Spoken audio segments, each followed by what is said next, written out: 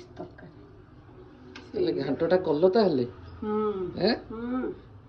ସବୁ ପରିବା ପକେଇ ଦେଇକି ମସଲା କଷି ଦେଇକି କରିଦେଲି କାମ ସରିଲା। କଣ କଣ ପରିବା ପକେଇଛ? ଆଳୁ, ବାଇଗଣ, ସାରୁ, କଖାରୁ, ଝୁଡଙ୍ଗ, ଭେଣ୍ଡି, ପୋଟଳ ଇତ୍ୟାଦି ଇତ୍ୟାଦି। ଯାହା ହଉ ତାହେଲେ ବାପାଙ୍କର ଆଜି ଗୋଟେ ମନସ୍କାମନା ଗୋଟେ ପୂରଣ ହେଲା ଆଉ। ଗୋଟେ ଘାଣ୍ଟ ତରକାରୀ ଟେ ଖାଇବେ ଆଉ। ଓହୋ ଆଉ କଣ କରୁଛ ଆଜି ରୋଷେଇ? ଆଳୁ ଭର୍ତ୍ତା, ଆମର କାଲିର ଡାଲି ଅଛି, ଆଜି ଡାଲି ହେଇନାହାନ୍ତି। ଡାଲି କରିନି? ଏଇଟା ଆମର ଶାଗ ଘାଣ୍ଟିଆ। କଣ କଣ ପକେଇଛ? ଏଥିରେ ତ 2-4 ପ୍ରକାର ଶାଗ। କଣ କଣ ଶାଗ? ମାନେ ଖଡ଼ା ଶାଗ, ସଜନା ଶାଗ,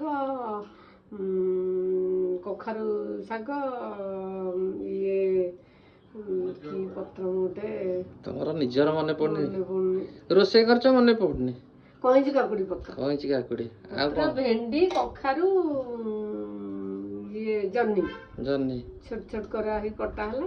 ତାପରେ ଶାଗ ପଡିକି ସିଝିଲା ପରେ ତାକୁ ଘାଣ୍ଟି ଦେଲି। ପେଜ, ମୁଢି ଗୁଣ୍ଡ ଦିଆ ହେଇଛି, ଅମୁଲ ଦିଆ ହେଇଛି। ଘାଣ୍ଟିଆ ଶାଗ, କଞ୍ଚା ଲଙ୍କା 2ଟା ପଡିଛି। ସବୁ ତ ପାଟିରେ ବତେଇ ଦେଲ। ରସୁଣ ଛୁଙ୍କ ବି ଦେଇଛ? ରସୁଣ ଛୁଙ୍କଟା ବାସ୍ନା ହବ ନା। ତାହେଲେ ଆଜି ଏତିକି ରୋଷେଇ? ଏତିକି। ଆଉ ଡାଲି ତ ଅଛି କାଲିର, ଆଉ ସାଲାଡ ଟିକେ କରିଦବା, ଆମ୍ବ ଅଛି ଆଉ।